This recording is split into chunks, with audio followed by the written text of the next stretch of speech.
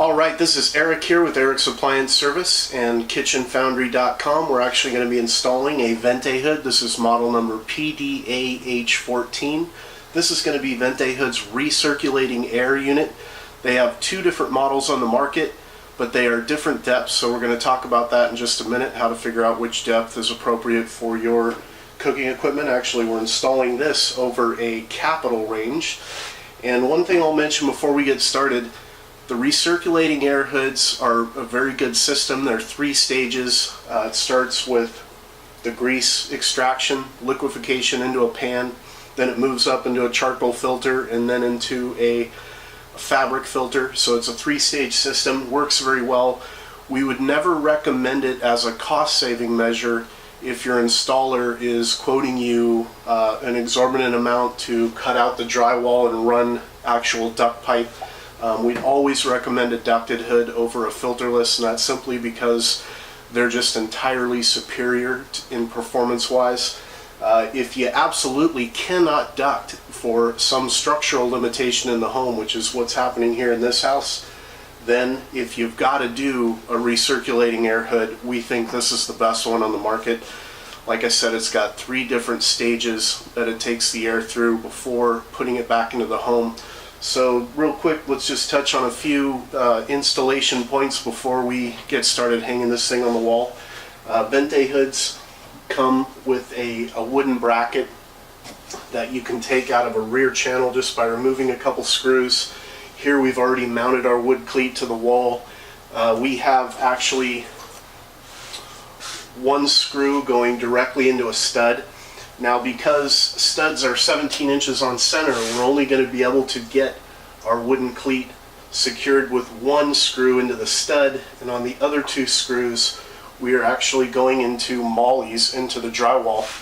Now you say, is this enough to support the weight of the hood? Well, essentially it is. Most of the hood, once we have it up on this cleat, the weight is resting against the wall. This is plenty suffice to support the weight of the hood. And I'll touch on a few points on the electric here real quick. We're pulling down the CWEAH6, which is also a recirculating air hood. It's not quite as deep, so it wasn't going to work over this capital range. That's why we're taking it down. It's only 19.5 inches deep, and this unit is 21 inches deep, and that extra inch is going to give us the coverage we need when we're cooking on the front burner. I'll just touch for just a minute on electrical. Now, on the CWEAH hood, it had a very specific electrical specification that caused us to have to pull the Romex right out from behind the body of the hood. You'll find in a lot of Vente hoods that you can run the electrical from the attic space down the wall into the top of the hood, but when you get into these ARS hoods, there's very specific points where you have to stub out the electrical, and your contractor might be doing that 3 or 4 months before the appliances arrive on the job site. So it's a good idea to take a look at the specs on each hood to understand where that electrical is coming out. This was where it came out for the CWEAH. We've moved it up here for this particular model. So without any further ado, we're going to go ahead and hang this Pdah on the wall.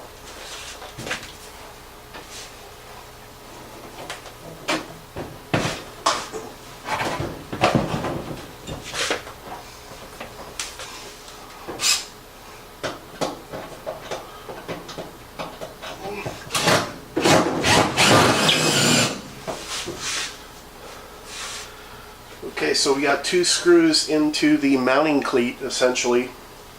That's holding the hood onto the cleat, furthermore onto the wall.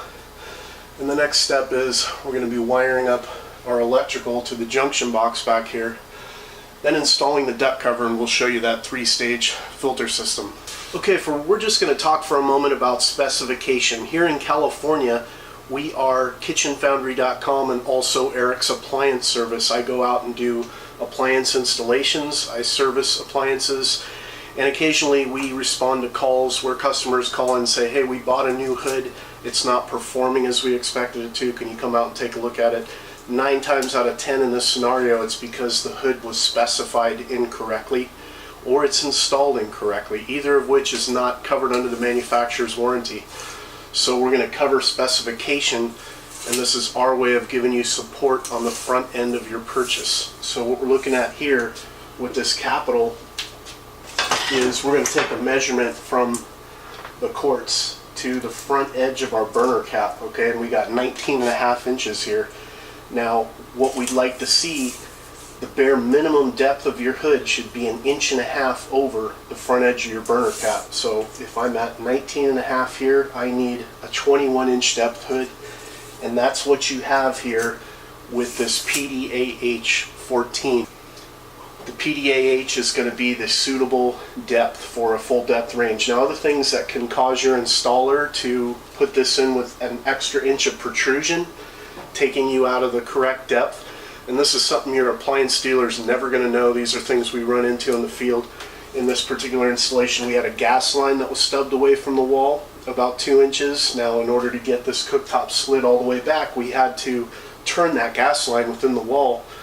And you know, when your cabinet and counter guys, people come through, they're in a real rush, you know, and they're not gonna, they may or may not address all those issues.